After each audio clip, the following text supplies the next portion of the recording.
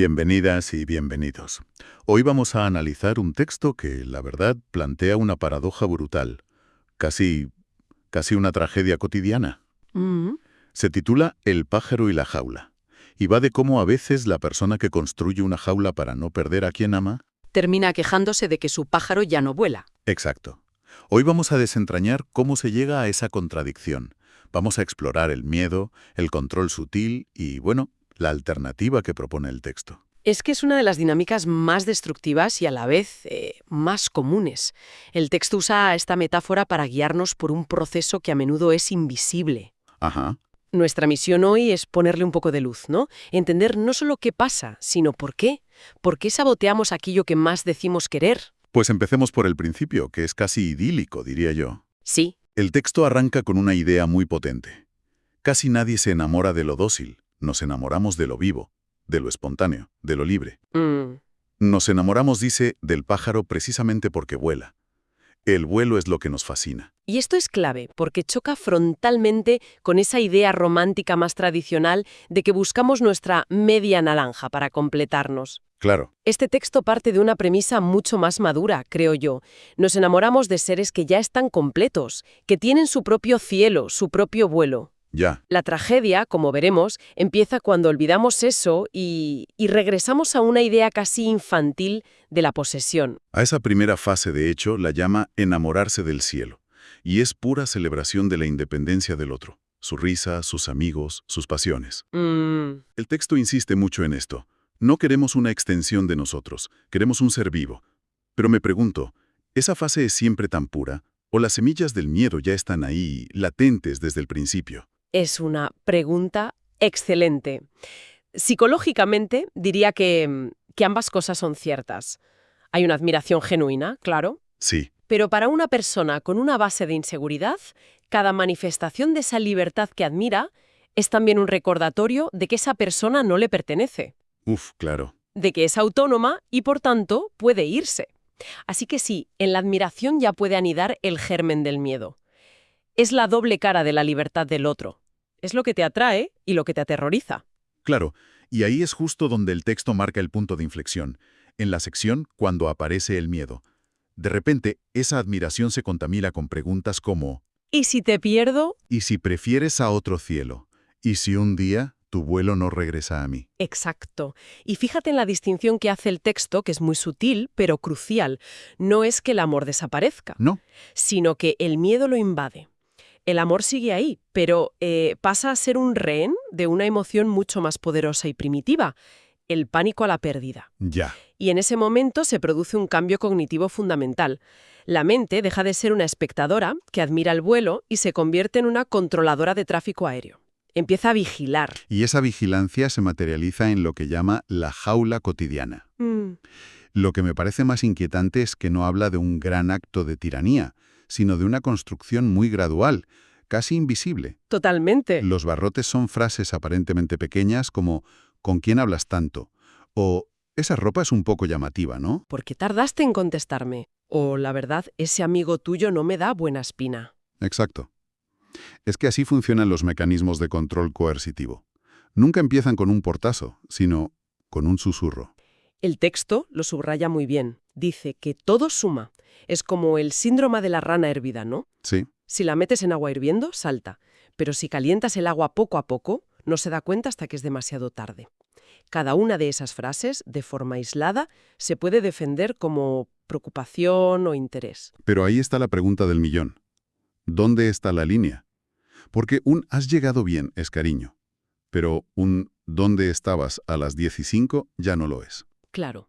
¿Cómo podemos distinguir entre el cuidado y el primer barrote de la jaula en esas fases iniciales? A ver, la clave no está tanto en la pregunta en sí, sino en la intención y la reacción que la acompañan.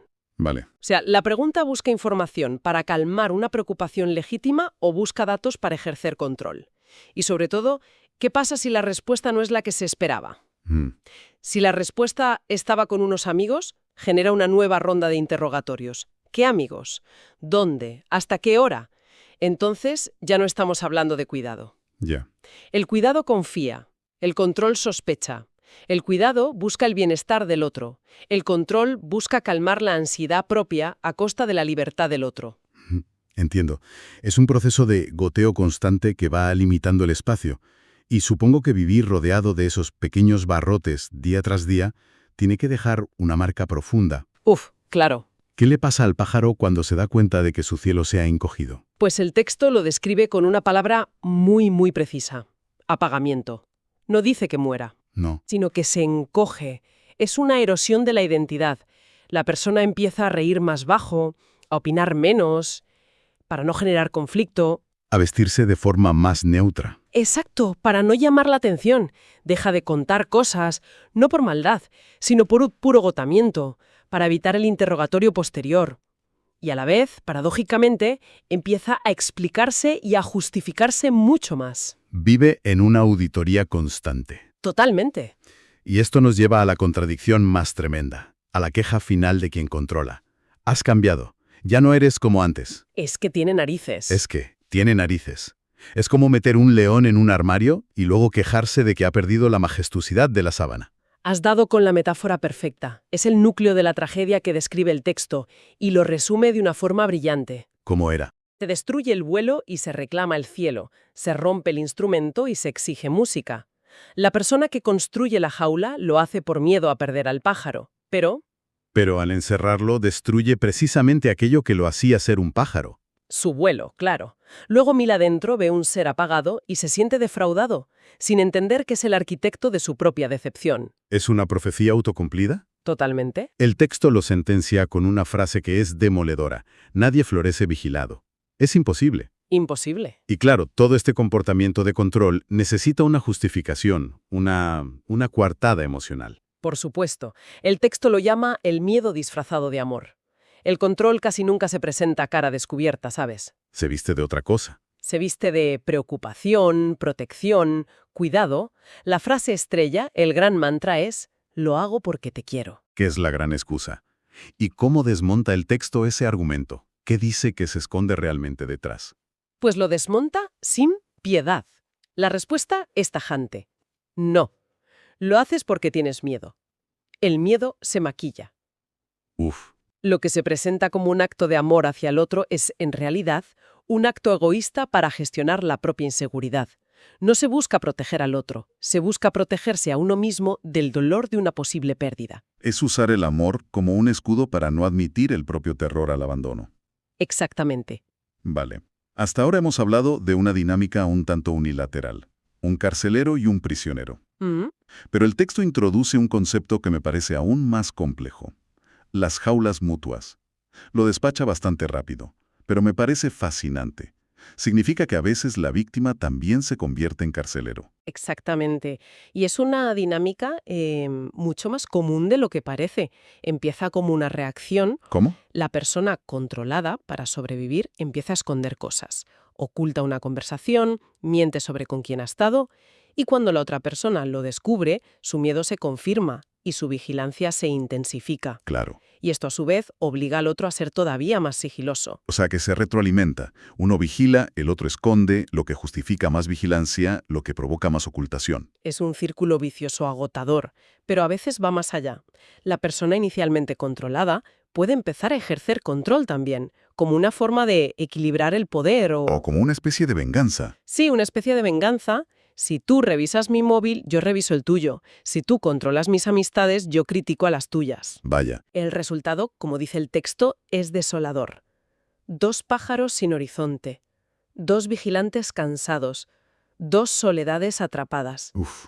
Ya no hay amor, solo un pacto de mutua sospecha. Suena absolutamente asfixiante.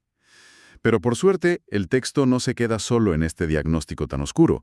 Propone una salida, una alternativa, en la sección Amar sin capturar. Sí. Y me gusta que la presente de forma honesta, ¿sabes? Sin venderla como algo fácil. La describe como una forma rara, difícil, insegura. Es que tiene que ser honesta. Amar de verdad, según esta visión, es un acto de valentía. Implica tolerar la incertidumbre, que es algo que a los seres humanos se nos da fatal. Fatal. Consiste, como dice, en amar sin poseer, elegir sin atar, confiar sin vigilar. Y la frase que para mí lo resume todo es, dejar que el otro sea aunque no te tranquilice. Poético, pero en la vida real, Es realista. vivir en ese vértigo de lo libre, como lo llama el texto, sabiendo que el otro es libre de irse en cualquier momento, suena a una fuente de ansiedad constante. Lo es. No hay garantía. El texto lo admite sin tapujos.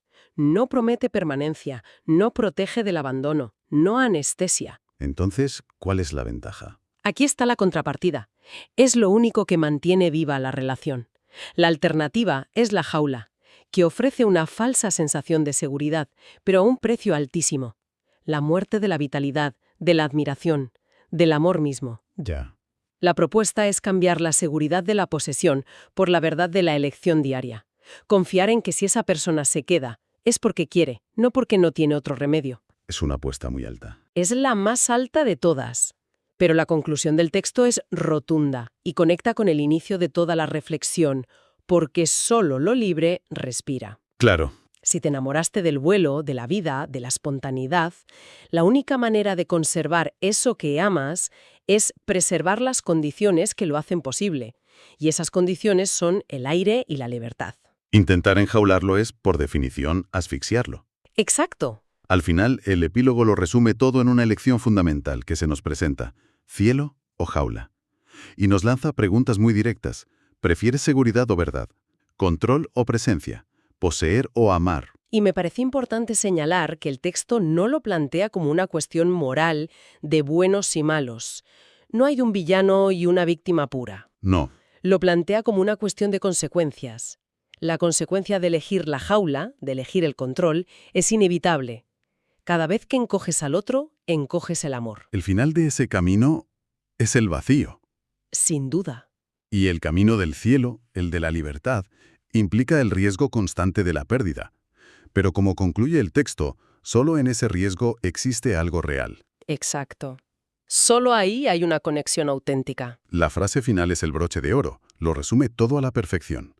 Porque el amor no es una jaula bonita, es un cielo compartido, o no es nada. No deja lugar a un término medio. Ninguno. Y esto nos deja con una última idea para reflexionar, que va un paso más allá de la dinámica que hemos discutido. El texto se centra en cómo una persona construye una jaula para otra. Pero, ¿qué pasa con las jaulas que a veces aceptamos voluntariamente?